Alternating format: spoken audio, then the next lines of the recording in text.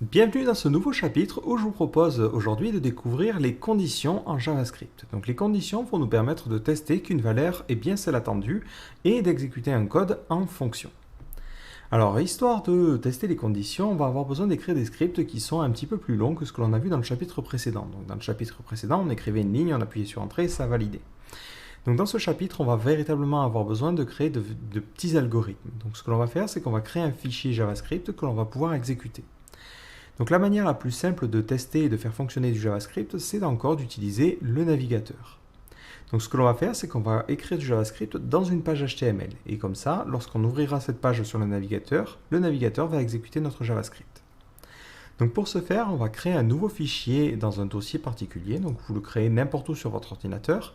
Et on va créer un nouveau fichier que l'on va appeler n'importe quoi.html. Donc moi, je vais l'appeler demo.html. Et ensuite, je vais éditer ce fichier avec un éditeur de texte classique. Donc moi, dans mon cas, je vais utiliser Visual Studio Code, tout simplement parce qu'il est gratuit et qu'il comprend bien le JavaScript. Si vous cherchez d'autres éditeurs gratuits, vous avez la possibilité d'utiliser Atom ou Notepad++, qui sont de très bons éditeurs dans ce cas-là. Et ça sera largement suffisant pour ce que l'on va faire. Alors dans ce fichier-là, je vais créer une structure de page HTML la plus simple possible. C'est juste histoire d'avoir un petit environnement pour tester notre JavaScript. Donc je vais commencer par définir le doctype. Donc je vais mettre directement doctype HTML. Et ensuite, je vais ouvrir la balise HTML que je vais fermer juste après. À l'intérieur, je vais créer une balise head qui me permettra de mettre l'entête de la page et une balise body qui contiendra le contenu de notre page.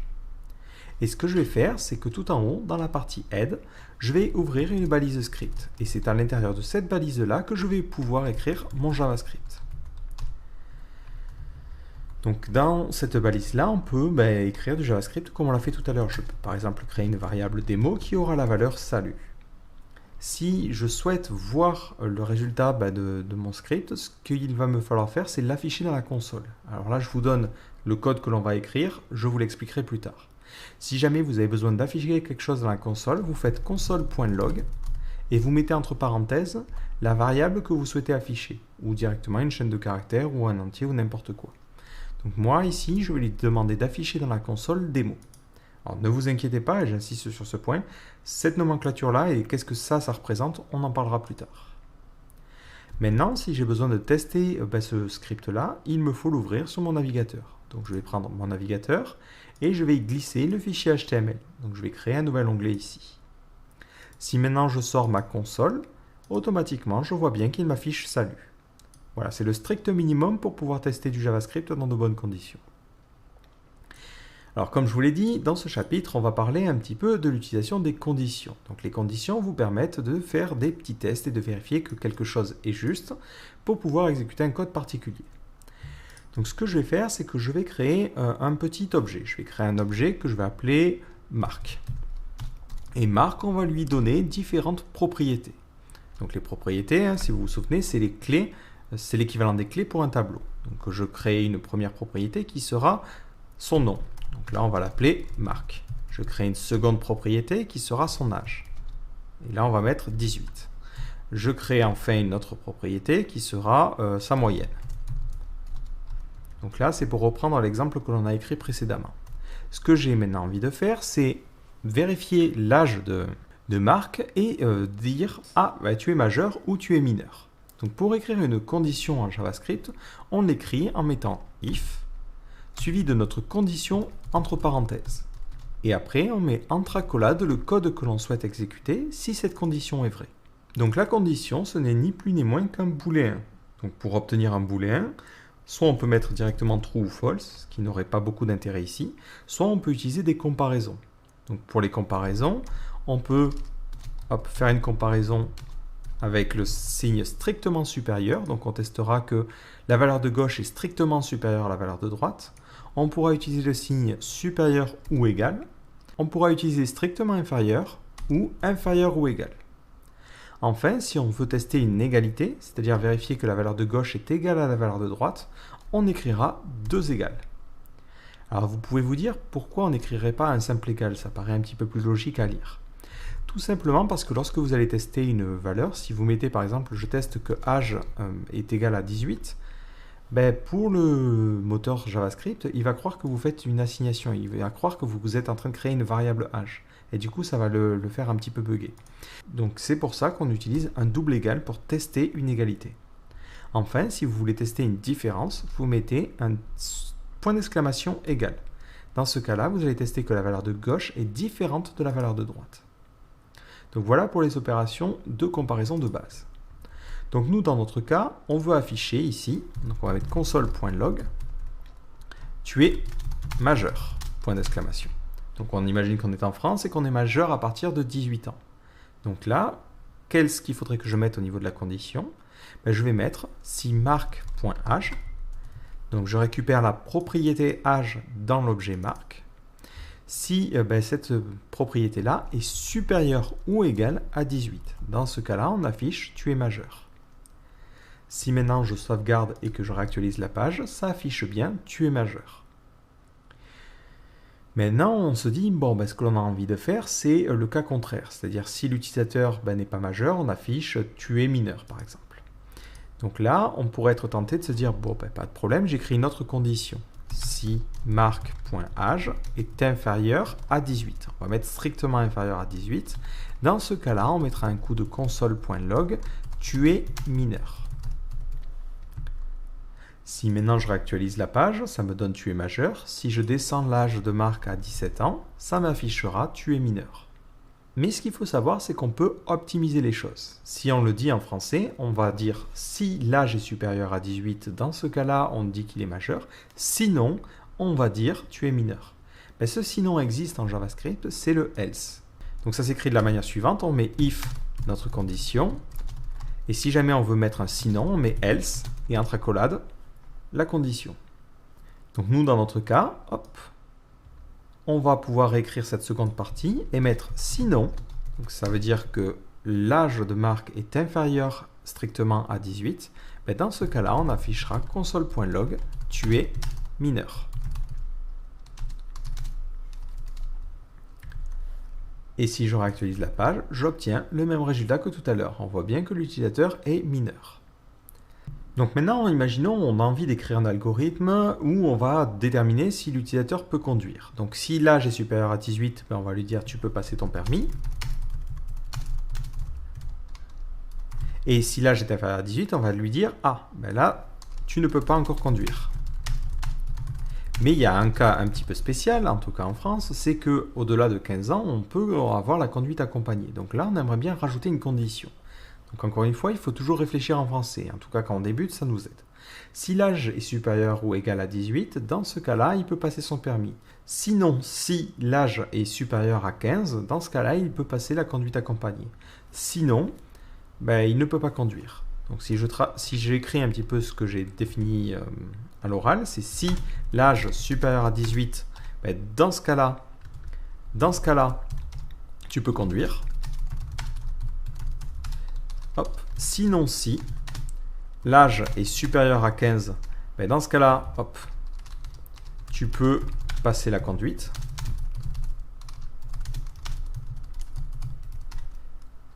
Sinon, hop, tu ne peux pas conduire. Et là, les opérateurs de comparaison, ça sera plutôt des supérieurs ou égales. Donc j'insiste vraiment à écrire en français pour que vous fassiez le rapprochement entre comment on pense les conditions et comment on les écrit. Donc si on veut écrire un sinon si, plutôt que de faire directement un else, on peut mettre un else if, qui se traduit par sinon si en anglais. Et après, on mettra à l'intérieur cette condition. Donc là, on va dire sinon si l'âge est supérieur ou égal à 15, dans ce cas-là, on affichera tu peux passer la conduite accompagnée. Donc là, ça sera si l'âge de Marc est supérieur ou égal à 15, dans ce cas-là, je vais afficher tu peux passer la conduite accompagnée. Sinon, ça veut dire qu'aucune des conditions ci-dessus n'est satisfaite. Dans ce cas-là, je vais pouvoir lui afficher tu ne peux pas conduire. En mettant un coup de console.log, tu ne peux pas conduire.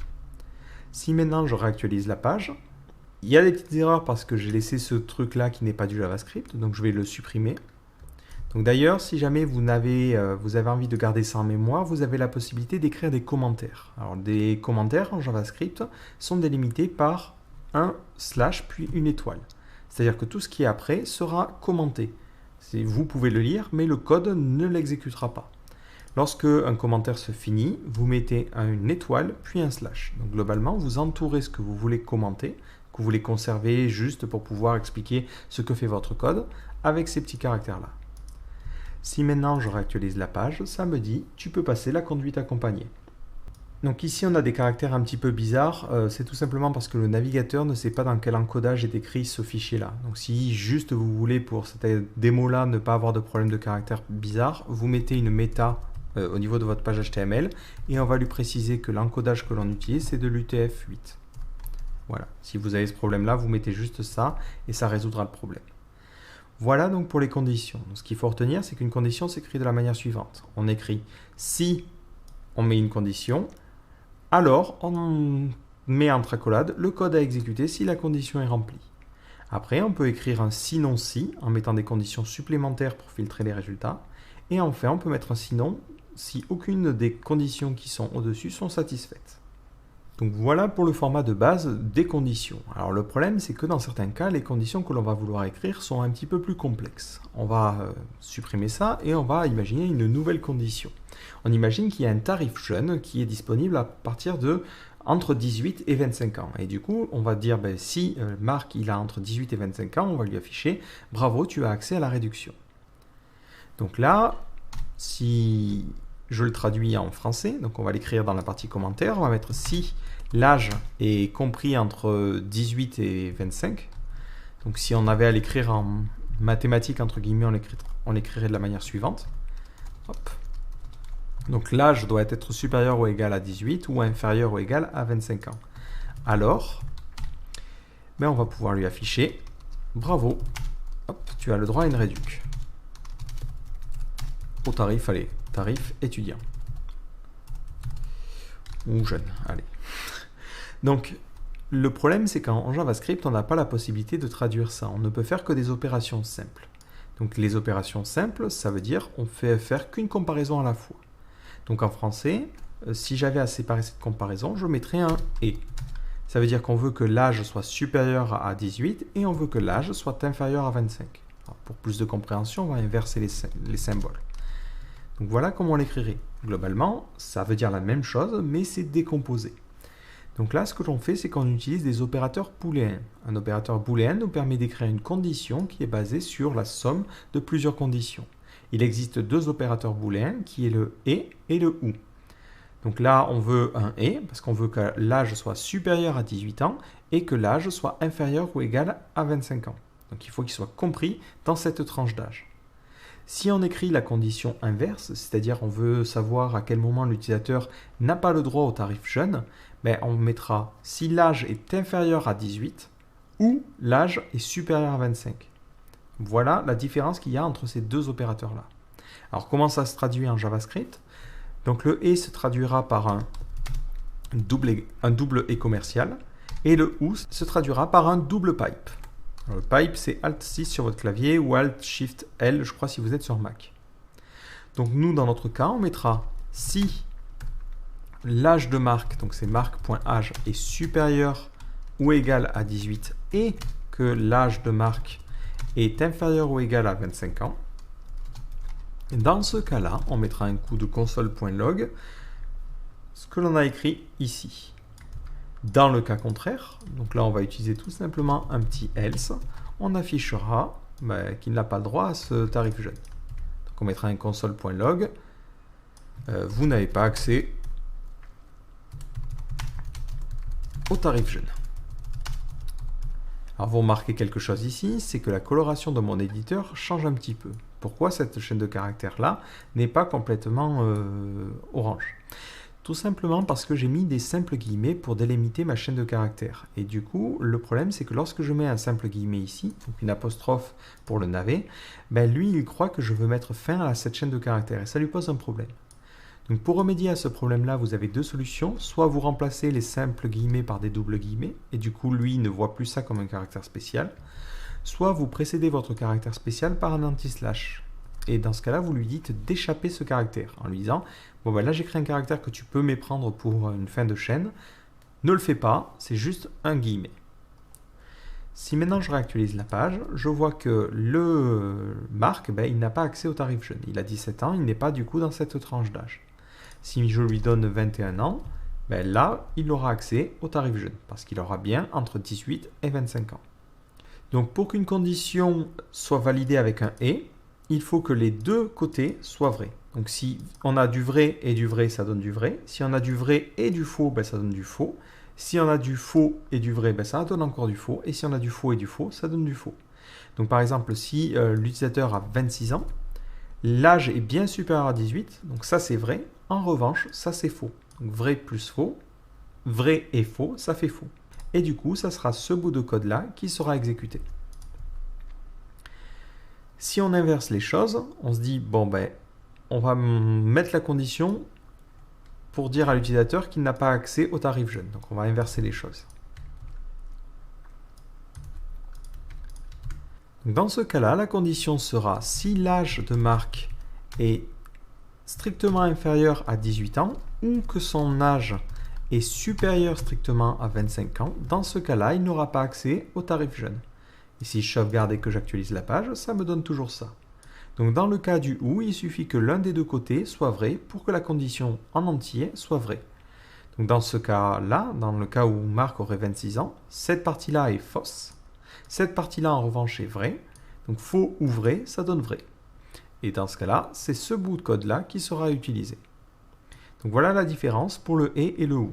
Donc si vous réfléchissez dans un premier temps en français, ça va beaucoup vous aider parce que c'est logique quand on le dit en français. Après, c'est vrai qu'au niveau du code, il faut un petit peu apprendre comment ça fonctionne. Donc globalement, si on a un et, il faut que les deux côtés soient vrais pour que la condition soit vraie. Si on a un ou, il faut qu'un seul des deux côtés ou les deux côtés soient vrais pour que la condition soit vraie.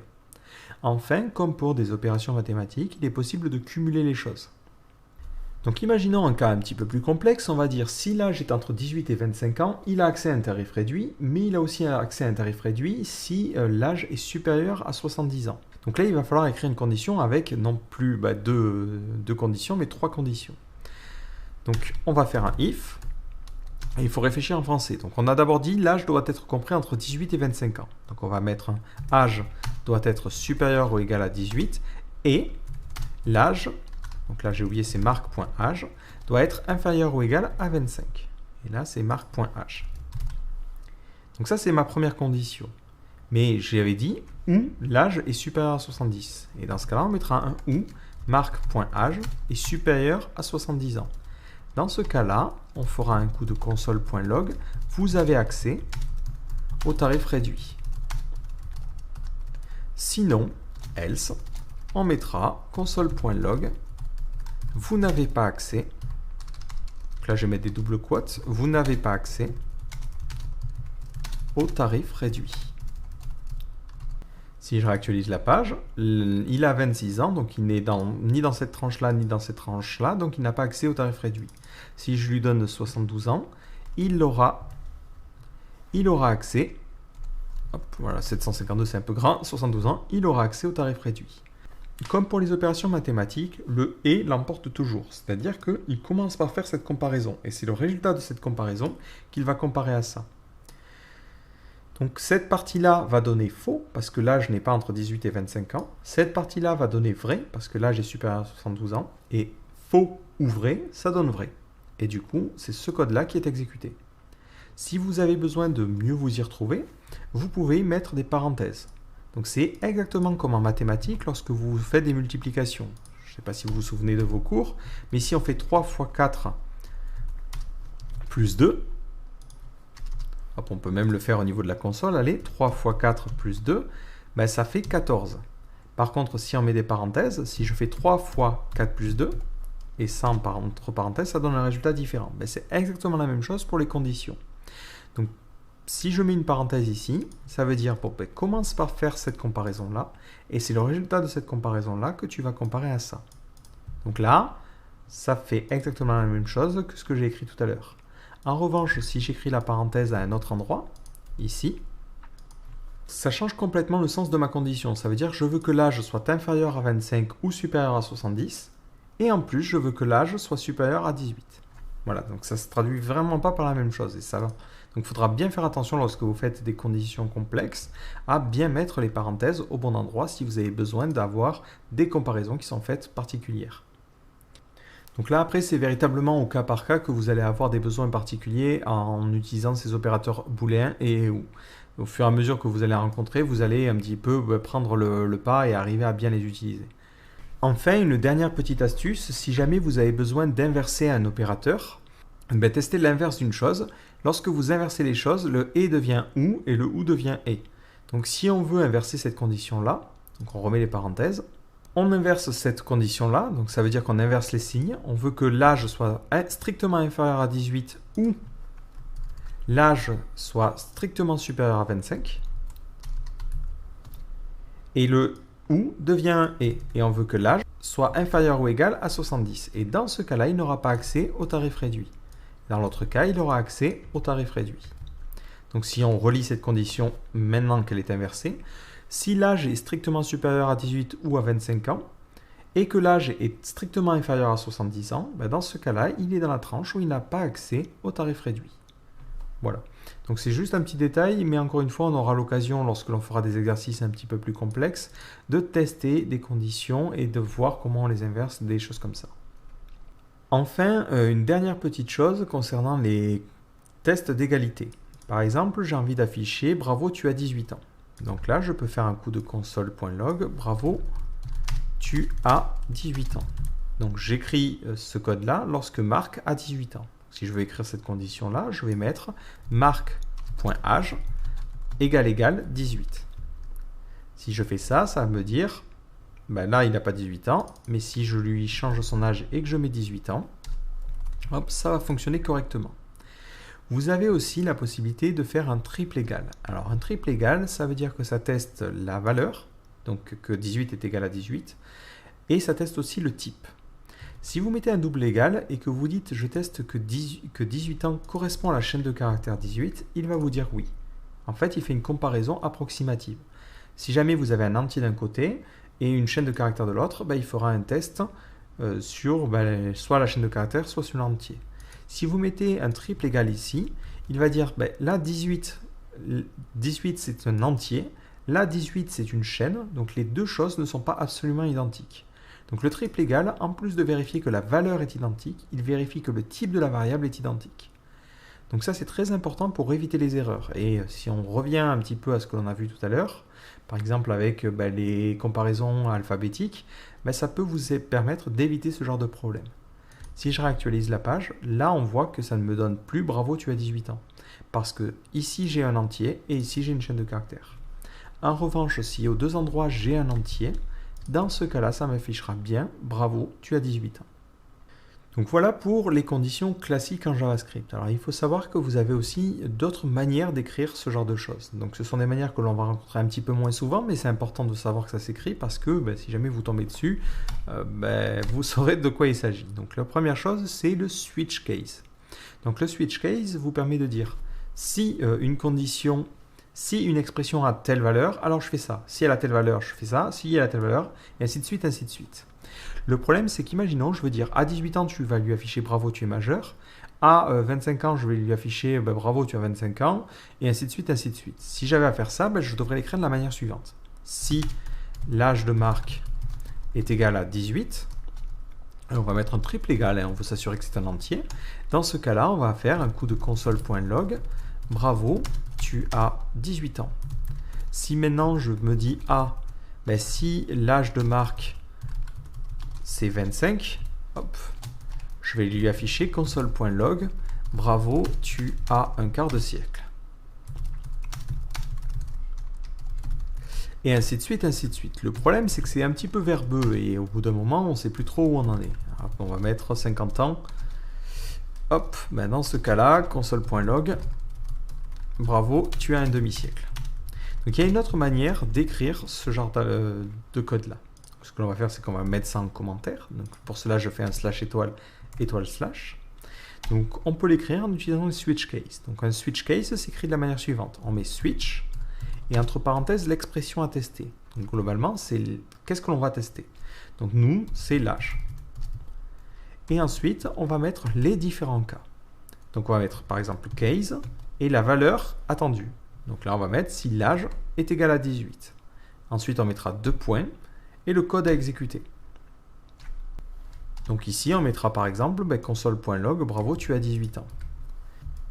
Et après, vous mettez un break pour dire, voilà, c'est la fin de l'exécution de ce script si jamais l'utilisateur a 18 ans.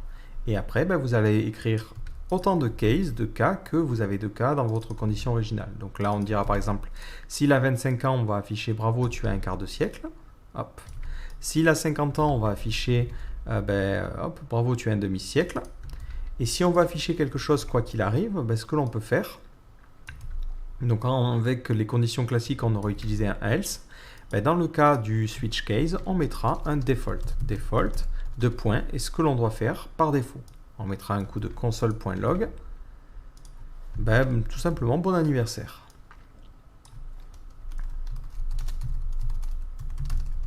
Si je réactualise la page, ça me donne bien bravo, tu as 18 ans. Si maintenant je me dis, tiens, Marc, je vais lui donner 25 ans, ça va lui afficher bravo, tu as un quart de siècle. Et ainsi de suite, ainsi de suite. Donc ce switch case est un petit peu plus rare parce que vous ne pouvez pas tester, par exemple, je veux que l'âge soit supérieur à 18 ou ce genre de choses. Vous êtes un petit peu bloqué à tester qu'une valeur est exactement égale à celle-là. Donc ça peut être utile dans certains cas, mais c'est vrai que c'est relativement spécifique. Et encore une fois, vous pouvez tout à fait vous en sortir en utilisant simplement que des if ou des else ou des else if. Voilà, mais si jamais vous le rencontrez, c'est important de savoir que cette syntaxe-là existe. Enfin, vous avez un dernier type de syntaxe pour le if et le else if, qui est une syntaxe entre guillemets raccourcie. Par exemple, vous avez envie d'afficher console.log, tu es majeur. Mais on a envie d'afficher ça que si l'âge est supérieur ou égal à 18. Et on va afficher tu es mineur sinon. Donc là, si on l'écrivait avec le truc traditionnel, on mettrait un coup de si marc.âge est supérieur ou égal à 18, on mettrait un premier console.log, tu es majeur. Sinon, on mettrait console.log, tu es mineur. Ça, on peut le raccourcir en utilisant du ternaire. Donc le ternaire, on met d'abord la condition. Marc.âge est supérieur ou égal à 18. Ensuite, on met un point d'interrogation et on mettra le code à exécuter ou ce que ça va donner si la condition ici est validée. Donc, on mettra si marc.âge est supérieur ou égal à 18, on mettra tu es majeur. Sinon, 2 points, tu es mineur. Voilà, donc globalement, le ternaire se lit de la manière suivante. Affiche-moi, tu es majeur si l'âge de Marc est supérieur à 18 ans, sinon tu m'affiches tu es mineur. Alors c'est une version condensée en fait des conditions, mais encore une fois, c'est juste une manière différente d'écrire la même chose que ce qui est plus haut. Si j'essaie d'actualiser cette page-là, ça me donnera tu es majeur. Si je lui donne un âge de 16 ans, ça me donnera tu es mineur. C'est juste à titre d'exemple. Si vous n'êtes pas à l'aise avec ces deux syntaxes, le switch case et le ternaire, ne vous inquiétez pas, vous pouvez tout à fait utiliser les if et les else if traditionnellement, ça ne vous empêchera absolument pas d'écrire votre code. Juste, je veux que si jamais vous rencontriez cette syntaxe-là, vous ne soyez pas en train de vous dire « Waouh, qu'est-ce que ça veut dire ce truc-là? D'où ça sort ces symboles-là » Voilà. Donc voilà pour ce chapitre consacré aux conditions. Donc ce qu'il faut retenir, c'est qu'une condition en JavaScript s'écrit traditionnellement de la manière suivante. On met if et entre parenthèses la chose que l'on veut tester. Si cette chose que l'on veut tester est vraie, alors le code qui est entre accolades sera exécuté. Après, on peut écrire un else ou un else if pour exécuter un code si notre condition ou tout simplement si notre première condition n'est pas remplie. Donc les conditions s'écrivent en testant des égalités. Donc on peut pour cela utiliser des doubles égales pour tester une égalité, différent de égal en mettant un point d'exclamation égal. On peut utiliser les opérateurs de comparaison supérieurs strictement ou inférieurs strictement. Et enfin, si jamais on veut écrire des conditions composées, on peut utiliser les opérateurs booléens et ou. Et dans ce cas-là, il faudra bien faire attention à la priorité, sachant que les et prennent toujours la priorité. Si on a besoin d'écrire des conditions un petit peu plus particulières, on pourra utiliser les parenthèses pour indiquer au JavaScript quelles conditions il doit prioriser en premier. Enfin, on a vu qu'il y a d'autres manières d'écrire nos conditions en JavaScript, à la fois en utilisant le switch case, qui nous permet d'exécuter un bout de code suivant différents cas possibles, et en utilisant le ternaire lorsque l'on veut écrire une petite condition sur une seule ligne. Donc je vous donne rendez-vous dans le prochain chapitre où nous allons parler de l'utilisation des boucles en JavaScript, qui vont nous permettre d'exécuter un bout de code un certain nombre de fois. Donc je vous donne rendez-vous dans le prochain chapitre.